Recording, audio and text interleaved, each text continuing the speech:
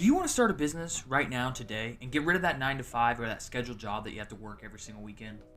Because if so, there's a couple things that you need to know, and that's really just the different types of business models that you can actually get into. In this video, I'm going to go over different types of business models that you can start right now with nothing or limited cash, and go over different categories and the pros and cons of each. So the first category is going to consist of business models that you should just flat out avoid. The second one is going to be ones that are hard, but they're doable if you can put in the time, effort, and be consistent. And then the third one is going to be ones that you can start that have limited risk and are very easy.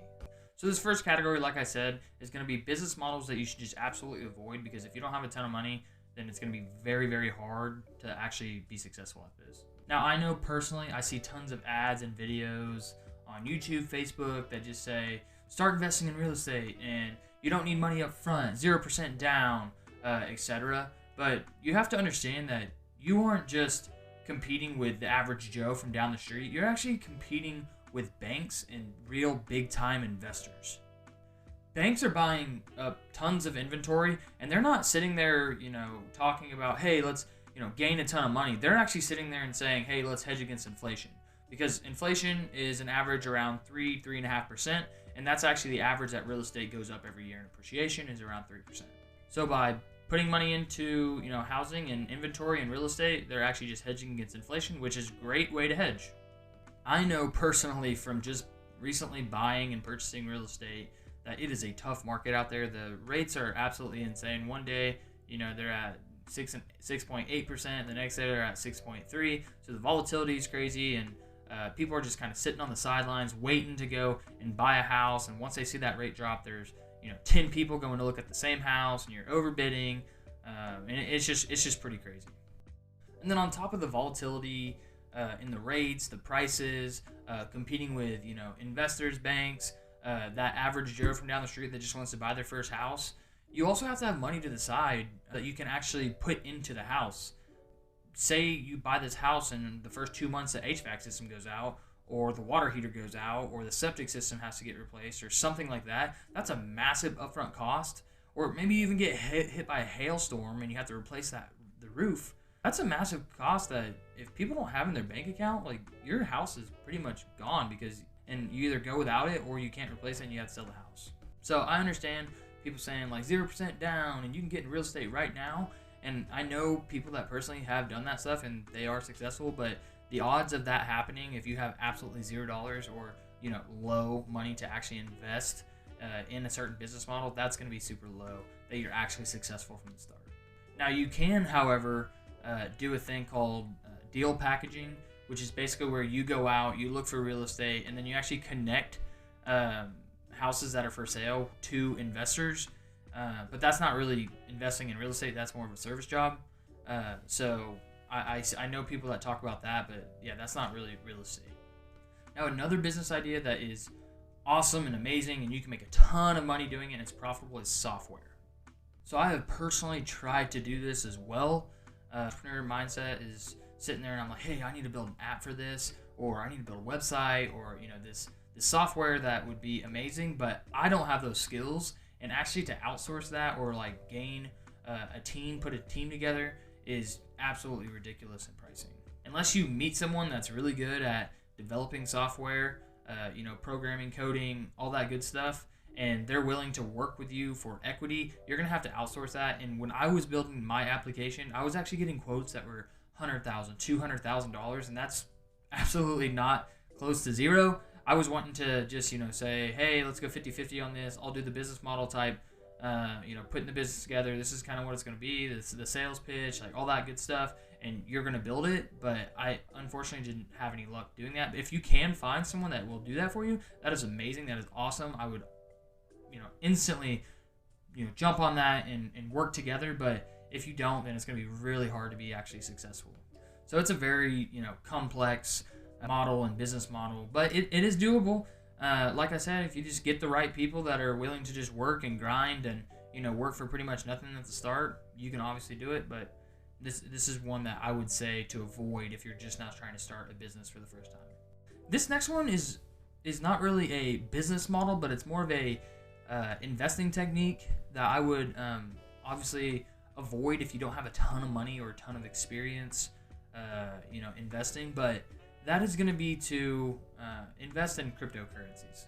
So I know a ton of people that invest in cryptocurrencies, like all my friends from school and back home when I was younger. Like all of them talk about cryptocurrency, especially in the last few years when you had that super big bull market.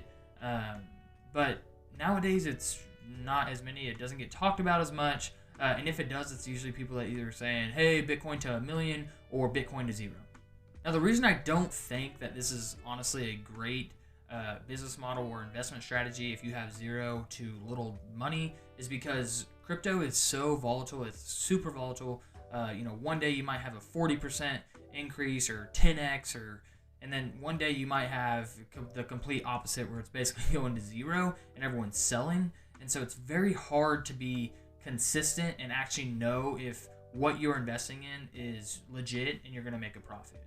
It is fun. You do a ton of research. You look at the team. You look at the community. You get in Discords. You get in Twitter Spaces. You get in all these like YouTube videos and all kinds of stuff. And people are talking about these coins and they're hyping them up. And then they might be connected to NFTs and all that stuff, which is just way super complex if you don't know any of that. Basically, people are looking at that and they're saying, "Hey, should I invest in this coin?" And if so, then you hop in.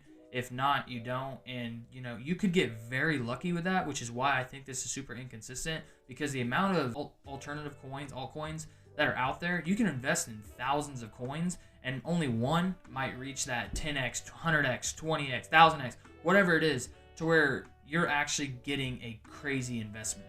A lot of the other ones will go to zero or, are just not hyped up anymore. They launch and then they just drop. Which is why I don't think it's very good, because say you did put, $500 in and all of a sudden it does 100x. Well, if it did 100x, then it's like, wow, you have all this money, but do you understand that you need to pull the profits? And then how do you know what to invest in next? Because a lot of times people can't actually dig down and see what they invested in and why it worked. And it's just very inconsistent. And the odds of it going to do that, especially in today's time, is pretty much like less than 5%. And so if you had little to money, it would be kind of a waste of time to do that. Unless you are just trying to pop off, get lucky, buy one coin, all of a sudden it doesn't do 100x. You put, $200 into it. Great. You just made a ton of money. You pull out your profits and then you can start from there all over again, which is good. But I would say just to avoid this at first, until you actually know what crypto is, understand the teams, and you have more money, more disposable income to invest in that type of business. So that's why I think, real estate, crypto, software, those type of business models and investment strategies, you should just kind of avoid if you're just now starting out or have little to no money and actually trying to build, with that limited money, because you might not get very far, or you just might need luck. In that point, if you just need luck, you're basically just gambling. But these three next business models that I'm going to talk are doable, but they're very hard at the start. They're hard at the start, they're more of a grind, and you're going to have to really put in the time, effort, consistency, and research. And I think what most people don't understand is there's really not a get-rich scheme out there. I know a lot of people, they don't want to put in the work. They just want to say, hey, I got rich fast, which is awesome. Some people do get rich fast and quick, and, they don't have to really go through that grind phase. But most people do have to go through that grind phase. And so these are the type of businesses and business models that you're going straight through that grind phase. There's a little bit of risk, but if you can stay consistent, this can be successful. E-commerce. This business model is used a lot, and it is successful. Some people are successful at it. Some people aren't. A lot of people get frustrated at the beginning. They don't want to keep putting in the work. They don't want to find that winning product on Alibaba or AliExpress or whatever they're using. They don't want to find that winning product that's trending on social media that could just absolutely pop off and make you 6-7 figures. But it's definitely doable. Now, the thing that is tough and hard about it is that it used to be a lot easier and simpler. So I know, tons of YouTubers that are very successful, and they really created their brand through their Shopify stores. But in today's age, it's a lot harder unless you are, one of those more experts that learn how to evolve while Shopify was evolving, while e-commerce was evolving and really growing as an industry. And the reason I say that is because, even in like 2015, 2016, people could just post a product on social media, and I remember seeing ads and stuff for it and saying like, wow, that's cool, that's a cool product. But and they would be successful at that. They would sell hundreds, thousands of units of that same product just from posting on social media. But now it's a lot harder because social media there's TikTok, there's Instagram, there's Facebook, there's YouTube, there's all these different platforms, and not everyone's using just the one or two specific platforms. Now with TikTok, you have to be a trendsetter. You have to create a video. You have to make posts that people will actually pay attention to and want to buy that. You have to become trustworthy with your advertisements, and that's a big thing because there's so many advertisements out there. I think I get on YouTube or Facebook and I see 6 or 7 advertisements where it looks like someone's on YouTube talking, but it's really just an advertisement. And to me personally, I don't like those. It's more of the entire business model for e-commerce now that you actually have to be aware of and actually become very good at creating. So you need the distribution, the manufacturers, you need the marketing, you need all that together. It's not just post it on social media and hopefully it pops off and then fulfill order. You need your own brand nowadays. So if you can make custom labels, custom branding from those manufacturers, and then you also need shipping time to be super small. So it used to be people buy it and they're okay with the 21 days, 28 days, 1 month shipping times. That's not the case now because we do have the 2-day shipping and the super fast shipping. Like I get on Amazon sometimes and it's like want it by tomorrow or even want it today because they can give me that 2-day from the shipping time.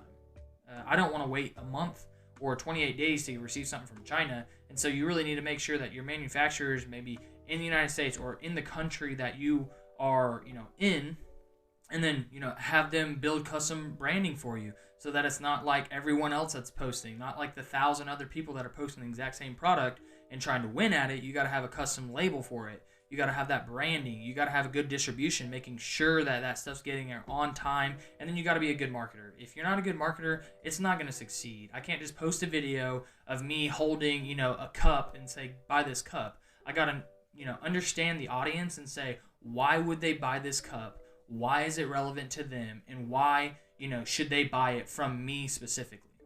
And that's why I think it's still very doable. I've tried it a couple times. I failed, but I was kind of spread out and doing too many things at once. I was trying to do a YouTube channel. I was trying to do e-commerce. I was trying to build Instagram theme pages. I was trying to do too much at once. And now I'm focused more on just the YouTube side. But I still see people doing this, and I still see them being successful at it. It's just going to be, very, tough in the beginning because it's a grind. It is a grind. You're going to have to put in the time. You're going to have to be consistent. You're going to have to do your research and then build a relationship with these manufacturers, distribution channel. You got to do all that at once, almost to where it is consuming you in order to be successful. Now, this next business model is definitely doable too. And I see it all the time. I see people talking about it on social media and how they're making 6 figures doing this. And that is affiliate marketing. So I've actually talked about affiliate marketing in my previous video about 7 side hustles that you can start right now today. And I think this one is a grind, or you can do it but it's harder, is because you have to actually have that audience or that traffic in order for them to buy stuff using your affiliate marketing links, in order to you to actually sell that to them. Because if you just tried to build an affiliate marketing and get all these links and you just post them on Instagram but you have 0 followers, how are people gonna know that you're trustworthy and they should buy from you? Or if you make a YouTube link, a video, and you post your links below to your link tree or something like that, and why would someone go buy stuff from your link if you have 10 subscribers and you've posted 2 videos? It's just not, the likelihood of that happening is very slim, that you're gonna actually make money and actually get those sales coming in. Because I know personally, if I see someone posting links like that, I'm not gonna buy from them because they're not trustworthy. I want to build a relationship with them, even though it's through the screen and I don't actually know them. I still build this trustworthy setting towards them. And that's why I think this is just going to be harder, because it's just not a standalone model. You have to have that traffic coming in, and so it's really, you gotta pick which social media platform, or pick how you want to drive traffic to your your links. So if you want to be a TikToker, do that. Post TikTok videos. Really build that following up. If you want to be on Instagram, do that. Build your Instagram following up. You can do Facebook. Facebook Reels are popping off pretty good. If you want to build like a Facebook group or a Facebook page, like a channel that you can invite a bunch of people into, post stuff in there. That's good. If you want to be a YouTuber, you can do that. Twitch, something, whatever you want to do. You just pick a type of platform that you can build a following on, and then that's kind of where you go. You just put your head down, you grind, you build followers, you build that traffic, and then once you actually have that traffic there, it's flowing. People are commenting, saying like, hey, yeah, you're actually having that relationship with these people. Then they will want to buy from you, and so then you should say, hey, this is the microphone I use, or this is the computer I use, this is the software I use. I use Shopify on e-commerce. Like, then people sign up and they use that link, and then you can actually build that money using your followers and that traffic. And this last business model, it's pretty similar to affiliate marketing, because you still have to build that traffic, which is why I think it's doable, but it's harder, and that is going to be selling online courses or classes. So like I said, this is very similar to affiliate marketing, because you need to have that brand. You need to, build that following and that traffic where people are actually wanting to buy the knowledge from you. And so if you do build a YouTube video and say you get to 10,000 subscribers, and then you build a course, that's more people are more likely to buy that, because obviously you know what you're doing. If it's about hey, how to build YouTube subscribers or something like that, people are like, hey, I want to do that, I want to get started on that. There you go, you can get that traffic going. If you have 0 followers, then it's like no one's ever going to see the link, no one's going to see that. You have 0 subscribers and you're not reputable. And then another thing about selling courses or classes online is that you actually have to be an expert in something that you want to teach to people. What is the knowledge that people would actually pay for from you in order for you to actually make that class or course? I'm not going to sit there and say, hey, I'm building a course and a class, you guys should go and watch it or buy it from me, about how to day trade on the stock market. Because even though I know about the stock market, I trade, I buy, I sell on the stock market, I have a portfolio that I do, I am not an expert in actually day trading and seeing the signals on when to buy and sell on maybe a 5-minute increment in the market. I'm more of a investor that it might take a couple of days to sell, or weeks, and I check in every day, every once in a while, see how the market's doing, and I just keep buying and building my portfolio. But I'm not an expert in actually day trading. I think there's a couple ads I always see about buying courses for day trading, and how some people can make millions of dollars day trading, which is true. But I'm not an expert in that, and so I'm not going to build a course or a class unless I actually do become an expert in that by practicing, researching, doing all that kind of stuff, to where I would actually feel comfortable in selling my knowledge. I want to be an expert in that, because not only is it good and makes you reputable, but also it makes it easier to talk about to people, to the class. And then when it's easier to talk about, you actually feel more comfortable doing it. Okay, now that you made it this far, please drop a like for the YouTube algorithm. Comment what your favorite business model is, or if you were to start a business right now today, what would the industry be and what would you actually be doing? And then also hit that subscribe for future content. Now, let's jump into the easiest types of business models to start right now today with $0 or limited amount of funds if you wanted to right now. All right, so the next business model is something that you can start right now today with very limited money, and that is service business model.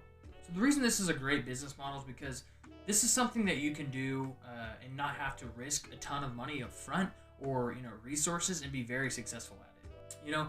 This is something that might not be very successful at first, but you aren't losing money month to month. You aren't, on e-commerce, you're investing in Shopify, and you're spending money on Shopify every single month, and you might not getting any sales. You're spending money on AdSense.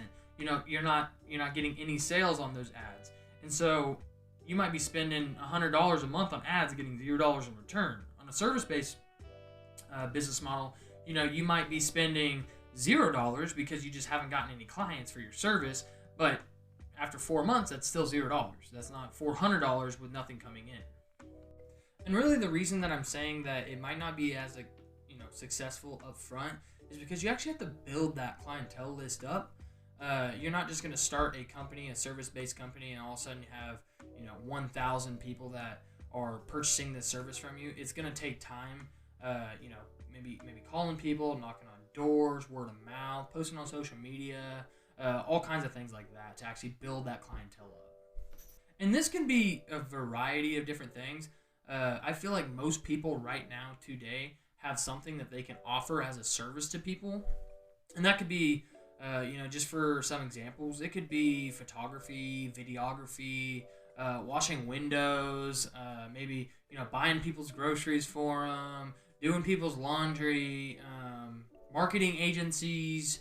I know people that detail people's cars. Like, there's all types of different services that you can provide to people, and they're willing to pay for. But you have to start from nothing, build that clientele list up. Maybe start hiring a couple people if you get too much to where you can't do it yourself, and then eventually this could lead to where you might have 4 or 5 employees, and you're really just sitting there building clientele up, and they're actually going out and doing those services for you, as long as it's up to the quality and the standards that you want for your business. That's why I think that business model of having a service-based business is the easiest, because like I said, there's really no upfront cost to that. Maybe buying the equipment needed to actually provide that service is the upfront cost, but other than that, there's no risk month to month if you're not getting any clients. You're not going to have any income coming in, but you also don't have anything going out, and so it's basically just flatlining, breaking even. And that's one of the reasons I think it's one of the easiest, most just simple, fast to start type of businesses to actually start. And then the next one, which is kind of similar to what we already kind of talked about, and that's going to be contracted arbitrage. And the only reason I'm saying that we already kind of talked about it is because at the very beginning of the video, when I was talking about real estate, I talked about how some people can go out and build a list of properties and then sell that to investors, and that's kind of what contracted arbitrage is. And that's basically where you're setting up the workers with the customers and then taking that profit or that margin in between. So, for example, say someone was like, hey, I want you to build this application for me. Well, I don't know how to build an app, but they said they'll pay me $3,000 a month. Well, I can actually outsource the app building to a different country, and so maybe it's somewhere across the country, across the world, where someone would love to build an app for $500 a month because that's a ton of money to them. Well, if someone's paying you $3,000 and you're outsourcing that for $500, all of a sudden it's like, hey, I'm making $2,500 a month, and all I'm doing is basically working with the customer, working with the worker, and then making sure that what the customer wants is what the worker is giving them, and I'm just taking that money. So I'm almost like a manager at that point, just getting them together, and that's called contracted arbitrage. So you accept the job, you look for someone else to build it, or do whatever you got to do with it, and then you just take that profit. And some people will say, well, that's not ethical because this person could be doing it for that much money, but in reality, it's actually providing a service or a job to this worker where that money is a ton of money in their country, and it's providing the service or the job to the customer where they're actually getting something that they want.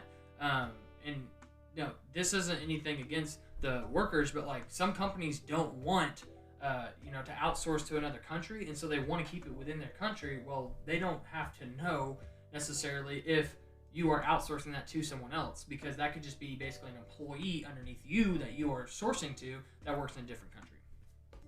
But anyways, that's it. That's 7 business models / investment strategy. If you talk about the crypto one, that I wanted to make a video about to help people get started in their entrepreneurship journeys, because everyone wants to start different types of businesses, start on a different type of journey. And I was just kind of bringing awareness to the easiest ones to start versus the really hard ones, especially if you don't have any money. If you had $1 million, and it's like, yeah, start any of these that you want. But if you have nothing but you want to build something, I would say watch this video, look at the pros and cons of these, because you might have to have more money than what you actually think. And I just wanted to bring advice and knowledge to that. But I believe in you guys. I know you guys can accomplish anything that you set your mind to. You just gotta focus, be consistent, work hard. Sometimes it's going to be long hours, but you can do it. Thanks, and I'll see you guys in the next video. Peace.